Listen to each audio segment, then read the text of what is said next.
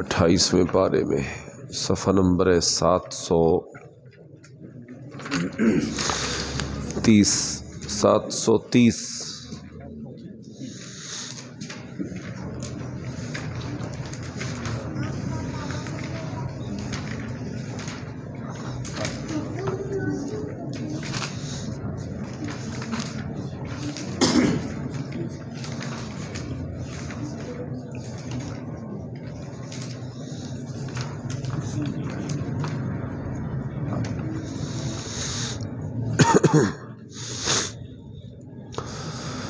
سورة التحریم۔ اعوذ باللہ من الشیطان الرجیم، بسم اللہ الرحمن الرحیم۔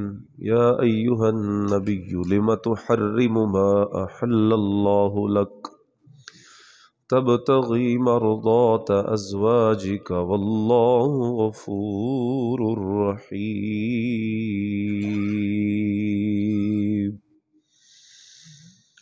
قد فرض اللہ لکم تحلة ایمانکم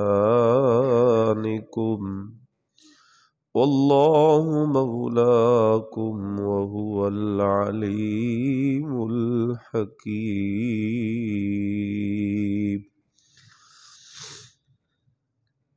اللہم صل علی محمد وعلی آل محمد وبارک وسلم وصل علیہ۔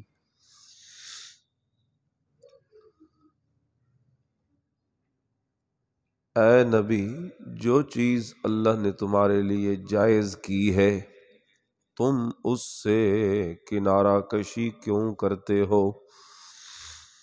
کیا اس سے اپنی بیویوں کی خوشنودی چاہتے ہو؟ اور اللہ بخشنے والا بڑا مہربان ہے۔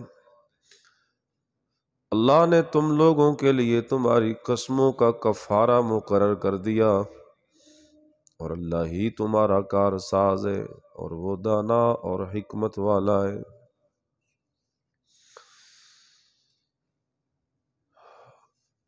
وَإِذْ أَسَرَّ النَّبِيُّ إِلَى بَعْضِ أَزْوَاجِهِ حَدِيثًا، اور یاد کرو جب پیغمبر نے اپنی ایک بیوی سے ایک بھید کی بات کہی۔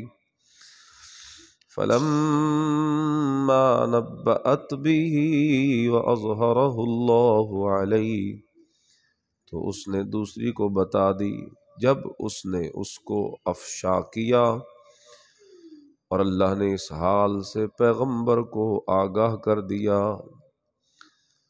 تو پیغمبر نے اس بیوی کو وہ بات کچھ تو جتائی اور کچھ نہ بتائی۔ تو جب وہ اس کو جتائی تو وہ پوچھنے لگی کہ آپ کو کس نے بتایا؟ تو انہوں نے کہا کہ مجھے اس نے بتایا جو جاننے والا خبردار ہے۔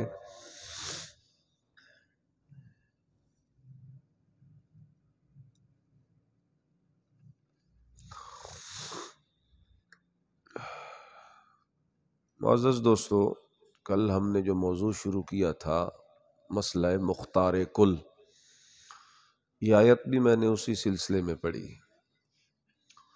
عقیدہ اہل سنت کا قرآن و سنت کی روشنی میں یہ ہے کہ مختار کل صرف اللہ کی ذات ہے۔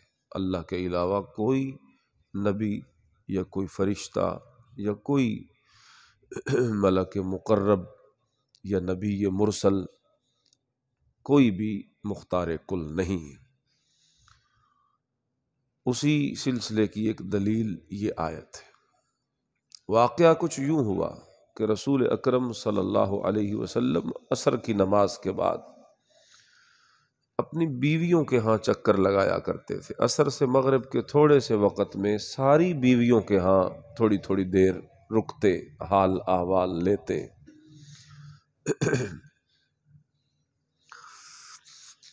تو ہر کسی کی خواہش ہوتی کہ رسول اللہ صلی اللہ علیہ وسلم ہمارے پاس زیادہ وقت گزارے، جیسا کہ بیوی کی خواہش تو ہوتی ہی ہے اپنے خاوند کے ساتھ زیادہ وقت گزارنے کی، اور خاوند اگر امام الانبیاء ہو، خاوند اگر سید الرسل ہو، تو پھر تو چاہت اور زیادہ بڑھ جاتی۔ تو بس اسی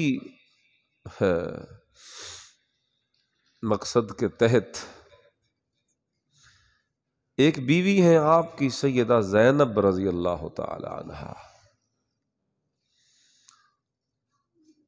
وہ آپ علیہ الصلاۃ والسلام کی پسند کی چیز روزانہ آپ کو کھلاتی، اس نیت سے کہ چونکہ آپ کو یہ پسند ہے تو اسی بہانے میرے پاس زیادہ رکیں گے، اور وہ تھی شہد۔ حضور علیہ السلام کو بہت زیادہ پسند تھا شہد واقعتاً شفا ہے، قرآن میں اس کا ذکر ہے 14ویں پارے میں، سورۃ النحل، قرآن میں پوری ایک سورت اللہ نے شہد کی مکھی کے نام پر رکھی ہے۔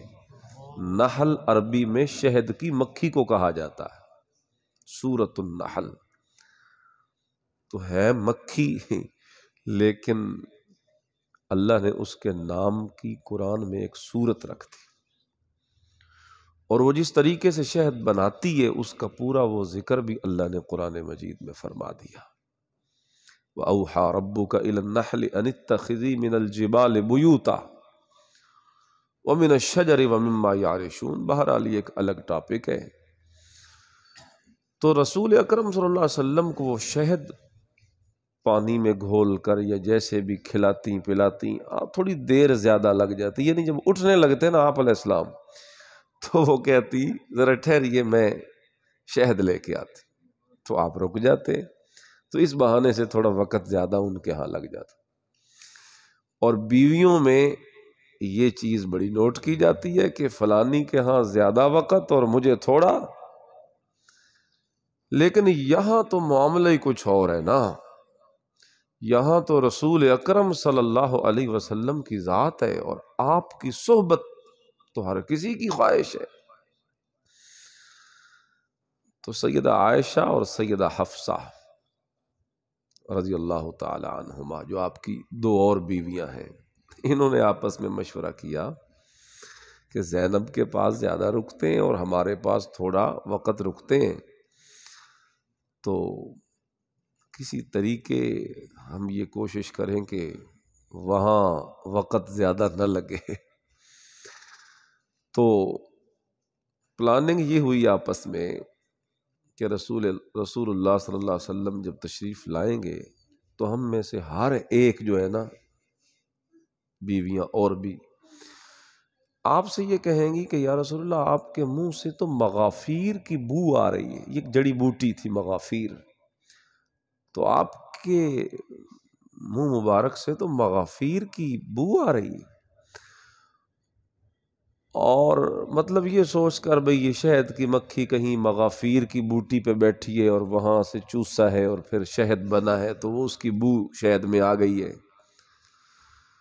اور بو جو ہے اس سے تو رسول اللہ کو شدید نفرت تھی، بدبو سے، آپ خوشبو کو پسند کرتے تھے۔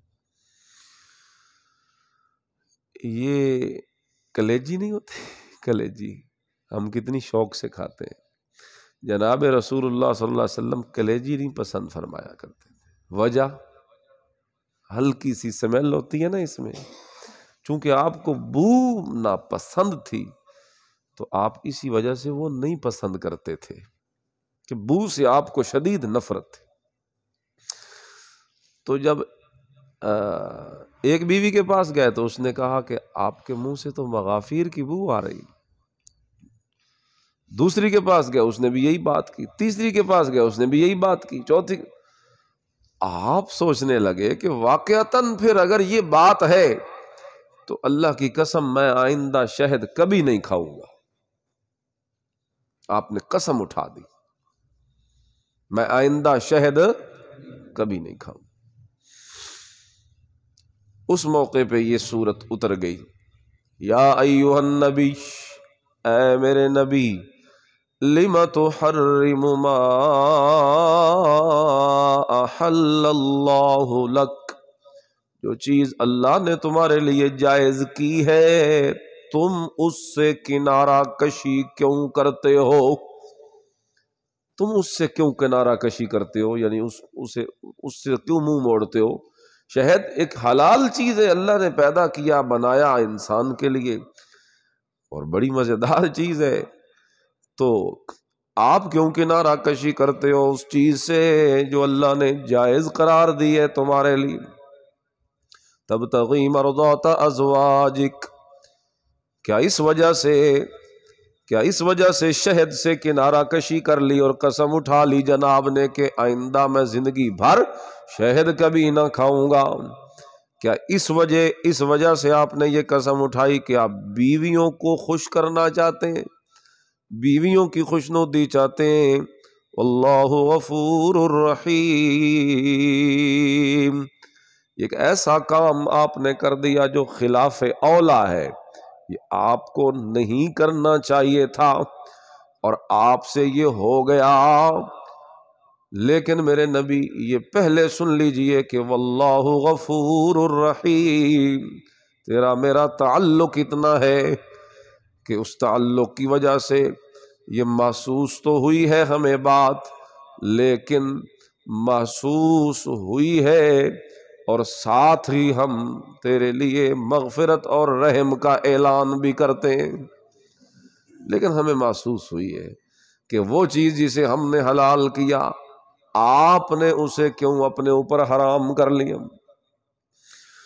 قد فرض اللہ لکم تحلۃ ایمانکم، اے میرے نبی یہ کس نے آپ کو اختیار دیا کہ جس چیز کو میں حلال کروں آپ اسے حرام کریں؟ قد فرض اللہ لکم تحلۃ ایمانکم، اب اس معاملے میں رستہ ہم نے یہ آپ کے لیے مقرر کیا کہ اللہ نے تم لوگوں کے لیے تمہاری قسموں کا کفارہ مقرر کر دیا ہے۔ اگر کوئی قسم ایسی اٹھا لی جائے کہ جو بعد میں توڑنی پڑے تو پھر اس کا کفارہ دیجئے، قسم توڑ دیجئے۔ اگر وہ کوئی ایسی ویسی قسم آپ نے اٹھا لی جسے توڑنا ضروری ہے تو اب توڑ دیں اور کفارہ ادا کریں۔ واللہ مولاکم، اور اللہ ہی تمہارا کارساز ہے، وہو العلیم الحکیم، اور وہ بڑا دانا اور حکمت والا ہے۔ یعنی اللہ نے اپنے نبی کو یہ فرمایا، اے میرے نبی جلدی کیجئے، اپنی اس قسم کو توڑیے اور شہد کھائیے، رہ گئی جو قسم ٹوٹے گی تو کفارہ دینا پڑے گا۔ فرمایا کفارہ دیجئے، لیکن آپ کو یہ اختیار کوئی نہیں کہ جس چیز کو میں نے آپ کے لیے حلال کیا ہے آپ اسے حرام کر دیں۔ بتاؤ بھائی، جو مختار کل ہوتا ہے اسے یوں آگے سے کہہ دیا جاتا ہے کہ جلدی کرو، اپنی قسم کا کفارہ دو، اپنی بات کو چھوڑو، اپنی مرضی چھوڑو، ہماری مرضی پہ چلو۔ مختار کل اگر رسول اللہ ہوتے تو کوئی پوچھنے والا نہ ہوتا، جیسے چاہتے کرتے، لیکن رسول اللہ کی چاہت کچھ اور ہے اور میرے اللہ کی چاہت جب کچھ اور ہے تو اس جگہ پر کس کی چاہت غالب آئی؟ میرے نبی کی چاہت یا اللہ کی چاہت؟ اللہ کی چاہت غالب آئی۔ اللہ اکبر کبیرہ، ثابت ہو گیا کہ رسول اللہ مختار کل نہیں۔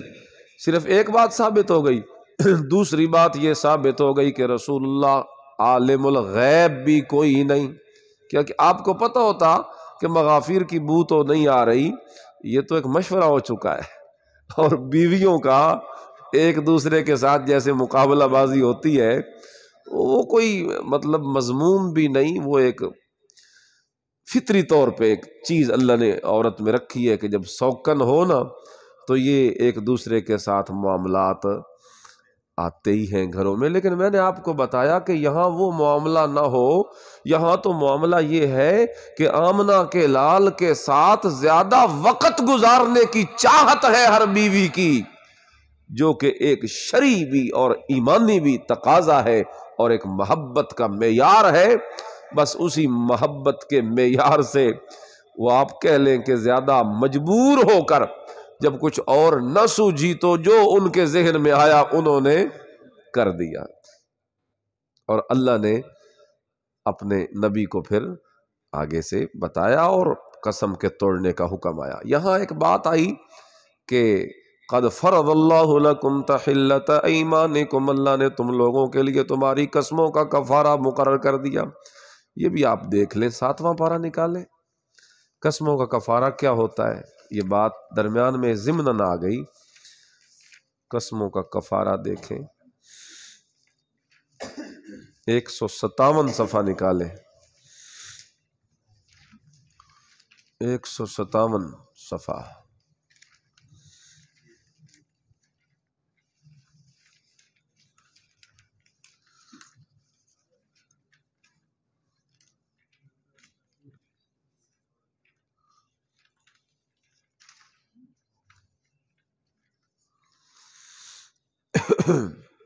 آخری 2 لائنیں دیکھیں، سورہ مائدہ کی آیت نمبر 89 ہے، 99 جسے ہم کہتے ہیں، لا یؤاخذکم اللہ باللغو فی ایمانکم، اللہ تمہاری بے ارادہ قسموں پر تم سے مواخذہ نہ کرے گا۔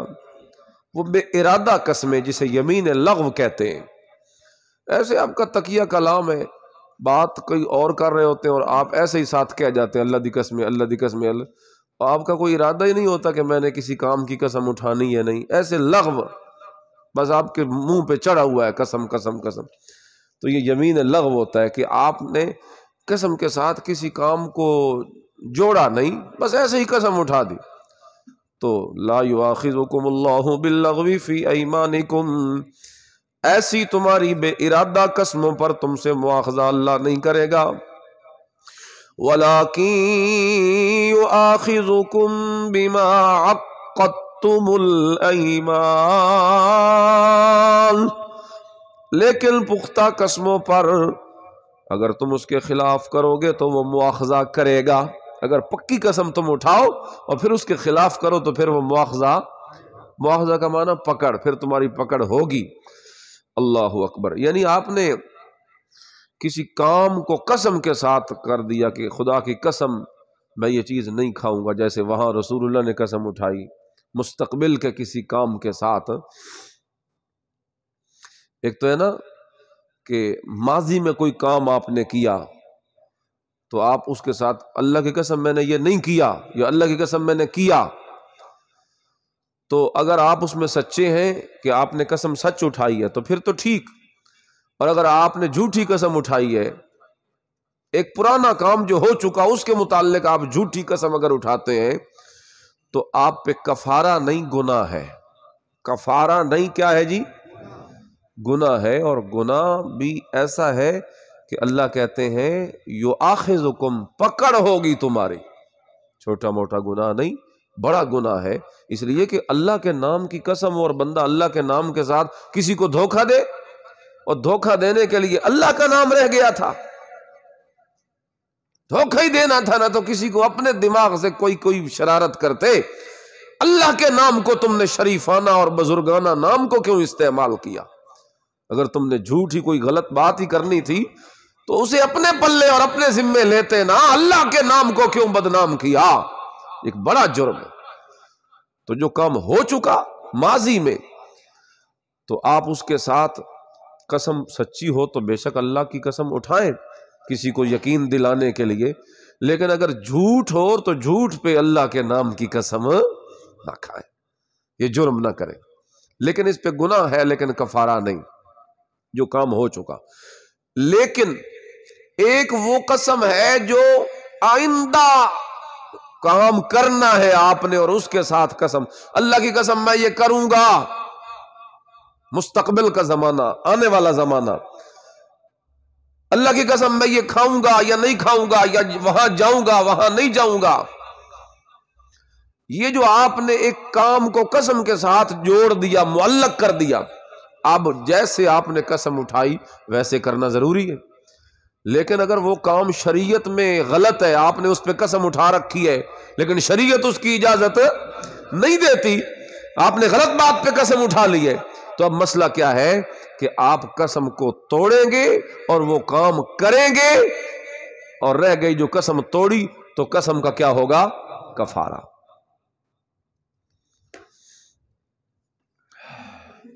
تو گویا 3 طرح کی قسمیں ہو گئی، یمین لغو، یمین غموس اور یمین منعقدہ۔ یمین لغو کا معنی جو زمانہ حال میں آپ قسم اٹھاتے ہیں، میں نے یہ کیا نہیں کیا، مطلب ویسے قسم آپ کے زبان پہ تکیہ کلام بنا ہوا، اس پر مواخذہ نہیں۔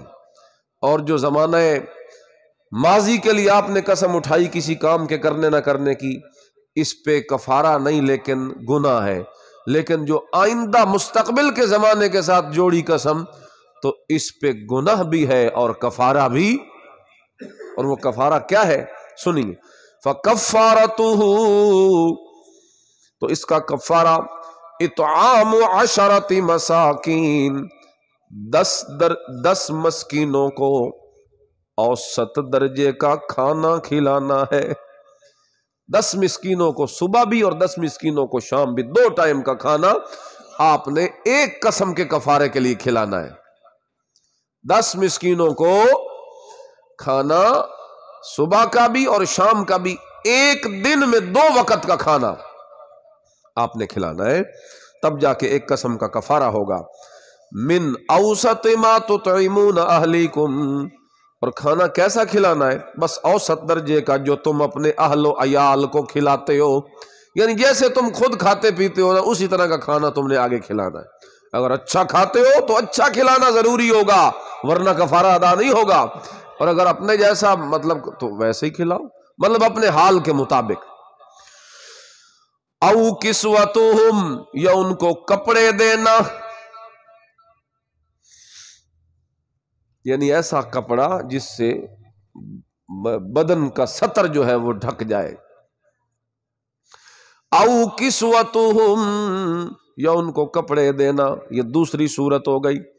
یا تیسری شکل او تحریر رقبہ، اور جس کو یہ دونوں کام میسر نہ ہو، نہ وہ کھانا کھلا سکے 10 مسکینوں کو اور نہ وہ کپڑے اتنے بندوں کو پہنا سکے، تو پھر تیسری شکل کیا ہے کفارے کی؟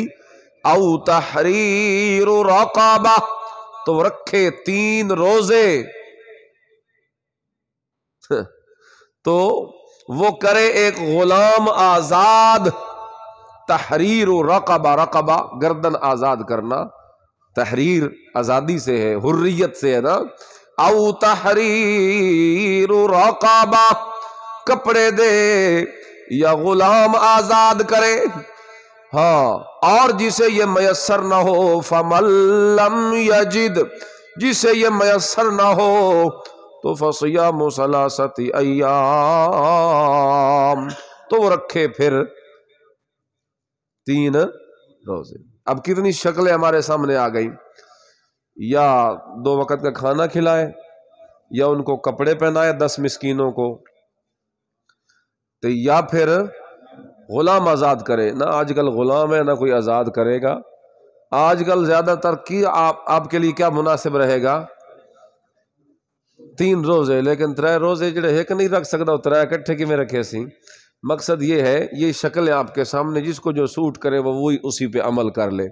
اب فی الحال ہمارے نزدیک جو زیادہ آسان ہے وہ یہی 2 ہے، یا 3 روزے رکھ لے ایک قسم کے برابر کفارے کے لیے، یا پھر 10 مسکینوں کو کھانا کھلا دے۔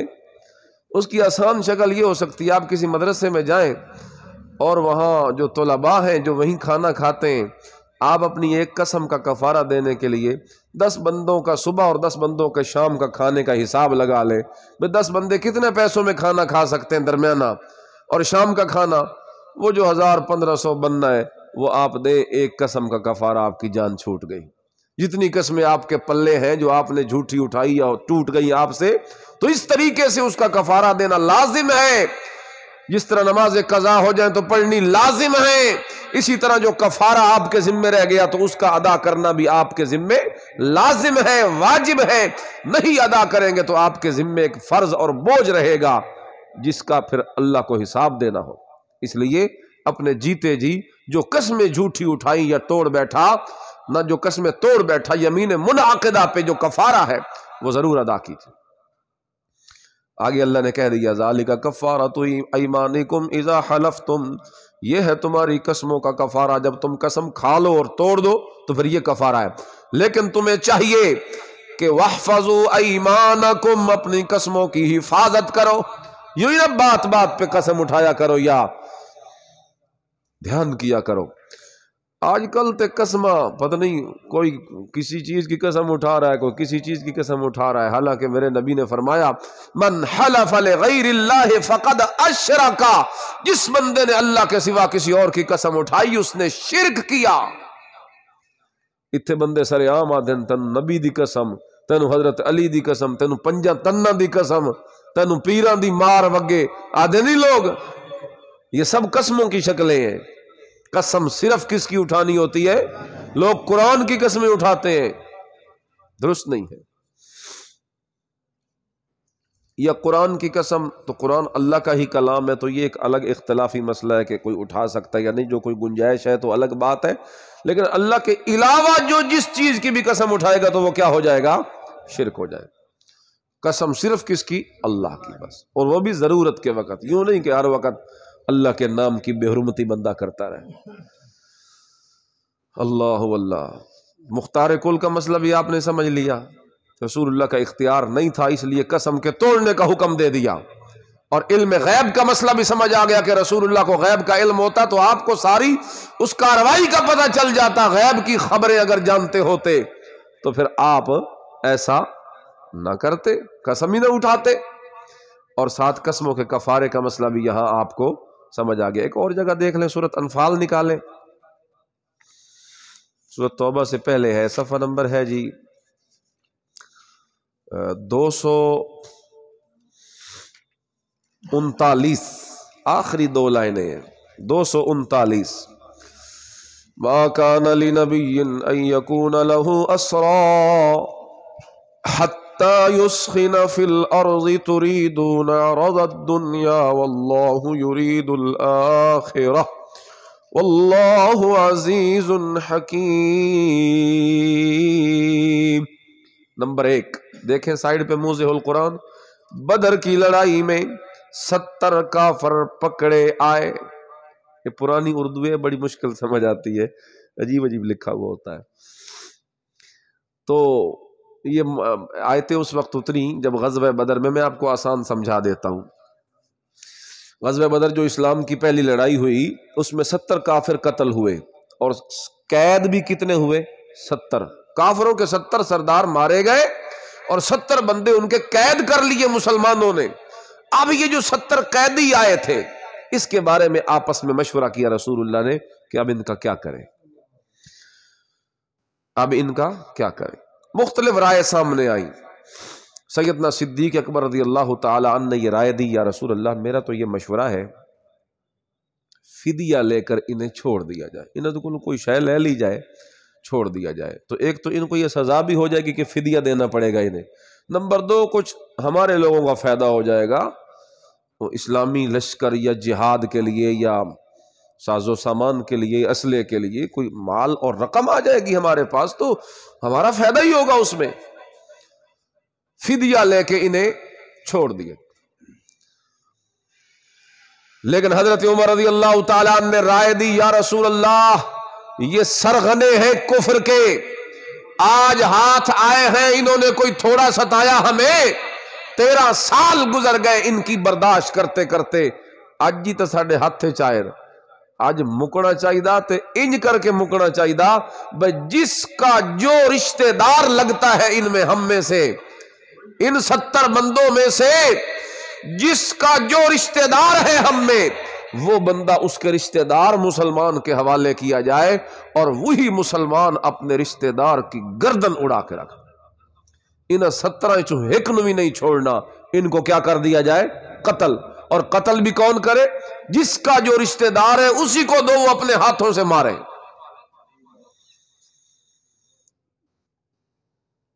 ائمت الکفار ہے یہ ائمت المشرکین ہے، یہ مشرک و کفار کے بڑے سرغنے سردار اور امام ہیں، آج انہیں نہیں چھوڑنا چاہیے۔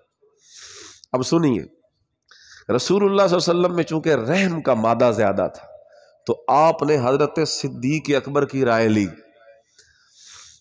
رحم پہ مبنی، چلو یار چھوڑ دو انہیں، فدیہ لے لو، ان کو سزا فدیے کے ذریعے ہو جائے گی اور انہیں چھوڑ دو۔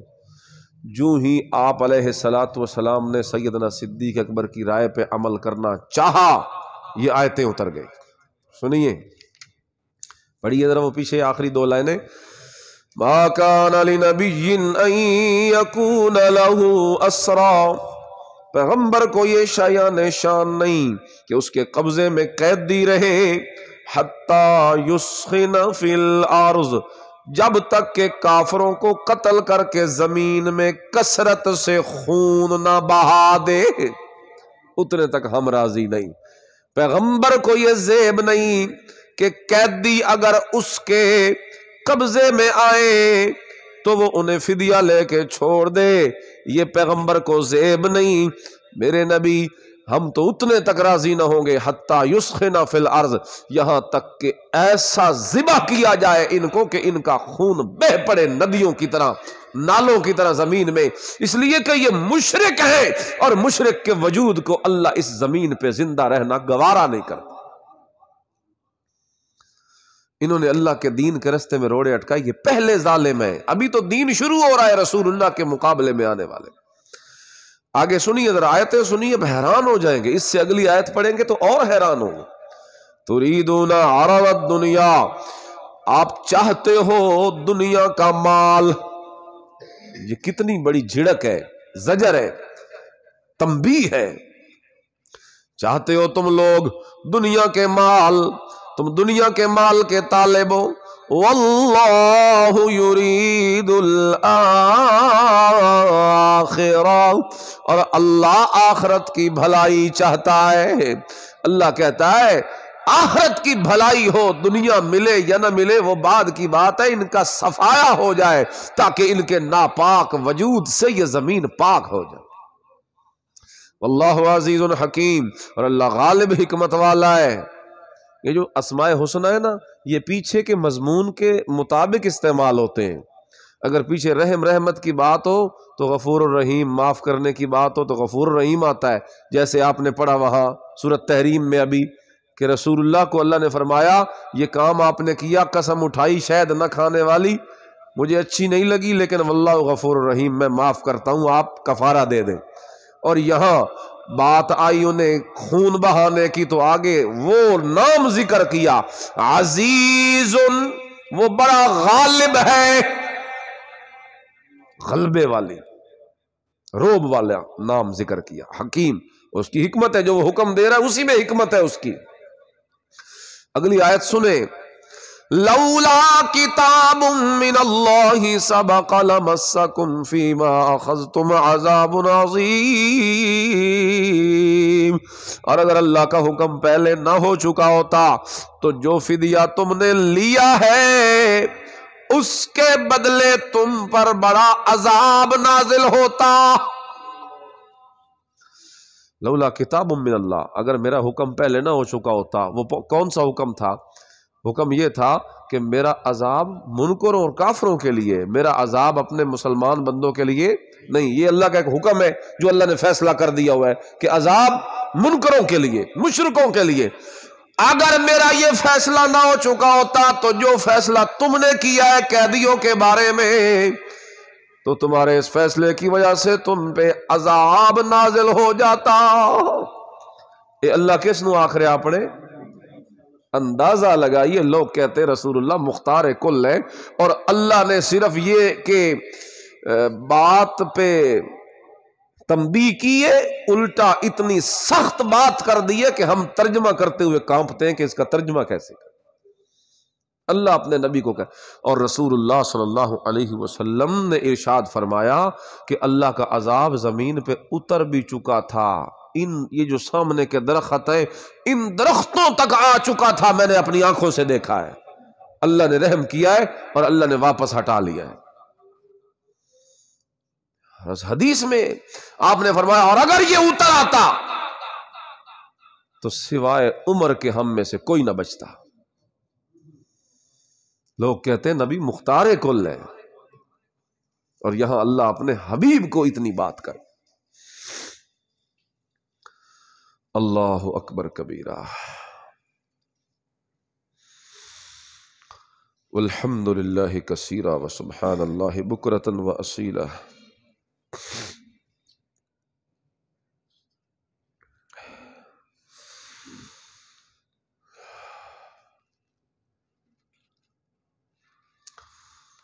یہ نکالیں سورۃ الانعام. تھکتا نہیں کیا کہ نہیں؟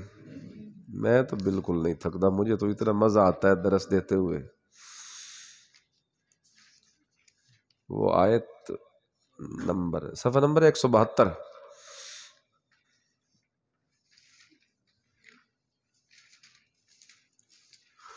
آخری 4 لائنیں.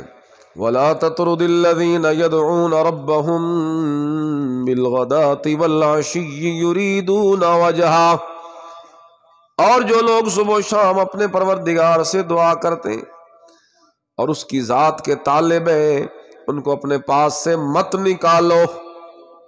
ادھر میری طرف دیکھیں، ترجمے سے آپ کو سمجھ نہیں آئے گا، بلکہ یہ سائیڈ پہ لکھا ہوا نمبر 4 دیکھیں. کافروں میں بعض سرداروں نے حضرت صلی اللہ علیہ وسلم سے کہا، کافروں میں سے بعض سرداروں نے حضور سے کیا کہا کہ تمہاری بات سننے کو دل چاہتا ہے، لیکن تمہارے پاس بیٹھتے ہیں رزالے، ذلیل لوگ، حقیر لوگ، ہمیں گھن آتی ہے ان سے، ان کے پھٹے پرانے کپڑے ہیں، غریب فقیر پتہ نہیں کون ہے، اٹھ کے آگے آپ کے پاس بیٹھے، انہیں اٹھائیے اگر ہمیں بٹھانا چاہتے ہیں، اگر ہمیں اپنی بات سنانا چاہتے ہیں تو ان کو اٹھاؤ یہاں سے.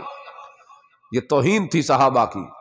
یہ جو ایمان قبول کر چکے تھے رسول اللہ کے پاس غریب لوگ بیٹھے تھے، یہ ان کی توہین ہو رہی تھی. لیکن رسول اکرم صلی اللہ علیہ وسلم نے ان کی اس بات کو اس لیے قبول کر لیا کہ یہ سوچ کر بھئی چلو یہ تو میرے اپنے ہیں، تھوڑی دیر اٹھ گئے تو دوبارہ میں انہیں بلا لوں گا، لیکن اگر میری اس بہانے اگر یہ میری بات سنتے ہیں تو ہو سکتا ہے یہ میری بات سمجھ کے مان جائیں، اور اگر ان میں سے ایک بندہ بھی مان گیا تو یہ اکیلا نہیں آئے گا، اپنے پورے قبیلے کو لے کے آئے، کیونکہ یہ سردار ہیں، اور سردار آ گیا تو قبیلہ تو خود پیچھے مسلمان ہو جائے گا. تو ایک بڑا فائدہ سوچا اپنے دماغ میں، اور آپ کی سوچ بھی بالکل ٹھیک تھی، لیکن اللہ کو کچھ اور ہی منظور تھا، اس لیے کہ مختار کل میرا نبی نہیں، مختار کل اللہ. اللہ نے فرمایا ہاں، تو وہ کہنے لگے ہم ان کے برابر نہیں بیٹھ سکتے. اس پر یہ آیت اتری، یعنی خدا کے طالب اگرچہ غریب ہیں لیکن خاطر انہی کی مقدم ہے، خاطر تواضع اور سائیڈ لینی انہی کی زیادہ بنتی ہے. تو اللہ نے یہ آیت اتاری اور فرمایا وَلَا تَطْرُدِ الَّذِينَ يَدْعُونَ رَبَّهُمْ بِالْغَدَاةِ وَالْعَشِيِّ، اور جو لوگ صبح و شام اپنے پروردگار سے دعا کرتے ہیں، پکارتے رہتے ہیں اپنے پروردگار کو. دیکھو نا، اللہ نے صحابہ کرام کی یہاں کون سی صفت بیان کی؟ یہ صفت بیان نہیں کی کہ وہ نمازیں پڑھتے ہیں، وہ زکاتیں دیتے ہیں، وہ روزے رکھتے ہیں، وہ گناہوں سے بچتے ہیں، وہ حیادار ہیں. کوئی صفت بھی اللہ نے یہاں صحابہ کی ذکر نہیں کی. یہاں اللہ صحابہ کی صفت کون سی ذکر کرتا ہے کہ یہ وہ لوگ ہیں جو پکارتے ہیں غائبانہ تو صرف اپنے رب کو پکارتے ہیں. توحید والی صفت ذکر کی کہ یہ غائبانہ اپنے اللہ کو پکارتے ہیں. لا تطرد الذین یدعون ربهم بالغداة والعشی، اور یہ پکار اور یہ دعا صبح و شام ہوتی ہے. بالغدات صبح کو کہتے ہیں، عشی عشاء سے ہے، شام کو کہتے ہیں، رات کو کہتے ہیں. ہر وقت یہ مجھے پکارتے ہیں. بھوکے ہو تو پھر بھی اللہ کی پکار، سیر ہو پھر بھی اللہ کی پکار، امن میں ہوں پھر بھی اللہ کی پکار، جنگ میں ہوں پھر بھی اللہ کی پکار، سفر میں ہوں پھر بھی اللہ کی پکار، حضر میں ہوں پھر بھی اللہ کی پکار، مار پڑ رہی ہو پھر بھی اللہ کی پکار، اس کی نعمتیں ہو پھر بھی اسی کی پکار، خوشی ہو پھر بھی اسی کی پکار، غمی ہو پھر بھی اسی کی پکار، بیماری ہو تو پھر بھی اسی کی پکار، صحت ہو تو پھر بھی اسی کی پکار.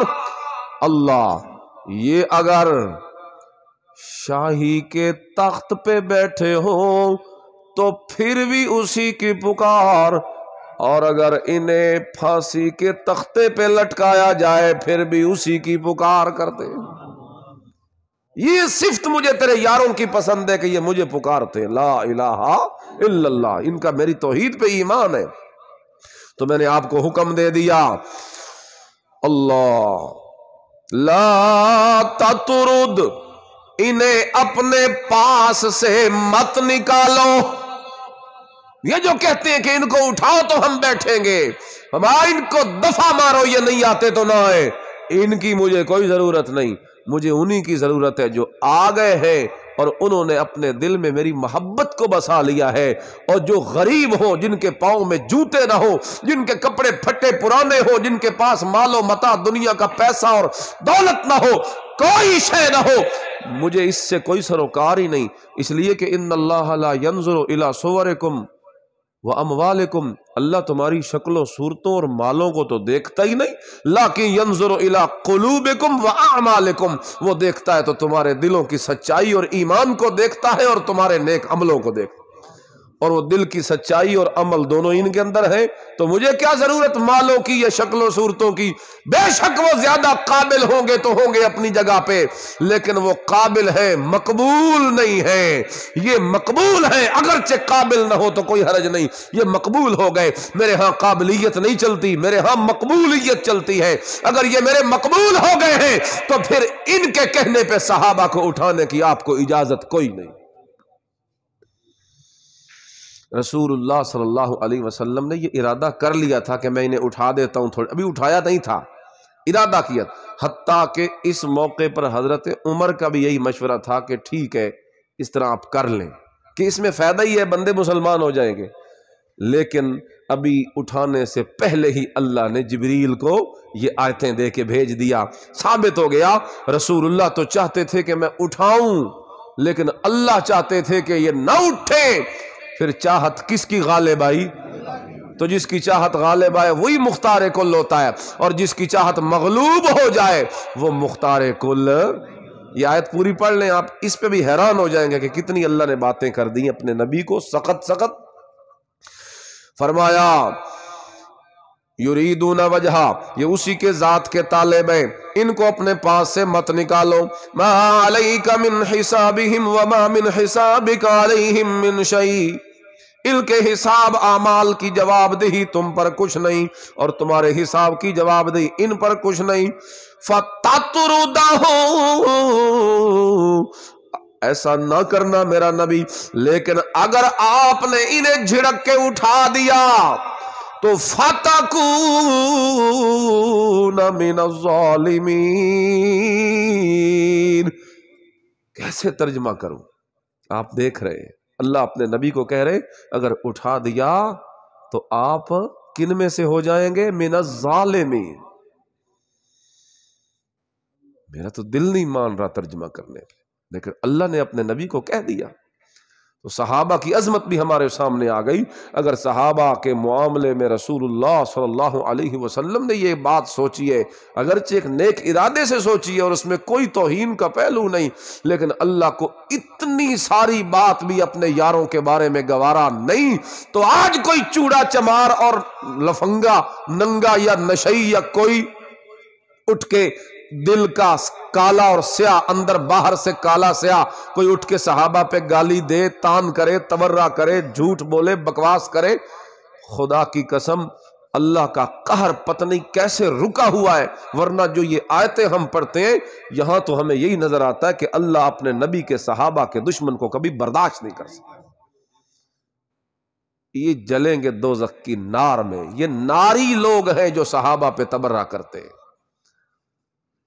جنت صحابہ پہ عاشق ہے، اور جنت ان لوگوں پر بھی عاشق ہے جو صحابہ کے عاشق ہیں، اور جو صحابہ کے عشق کی بجائے صحابہ کا بغض اپنے دلوں میں پالے پھرتے ہیں، ان کے لیے سوائے دوزخ کی آگ کے اور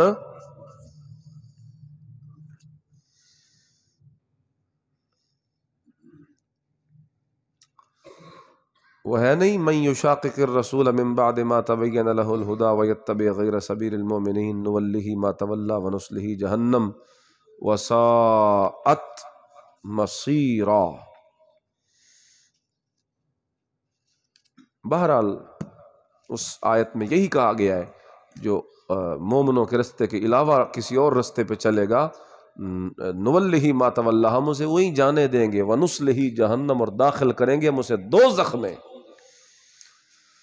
بہرحال اس آیت سے بھی ثابت ہو گیا کہ رسول اللہ کچھ اور چاہتے تھے لیکن اللہ کچھ اور چاہتا، تو چاہت اللہ کی غالب ہوئی۔ ان تینوں چاروں آیتوں سے ثابت ہوا کہ مختار کل ذات صرف کس کی ہے؟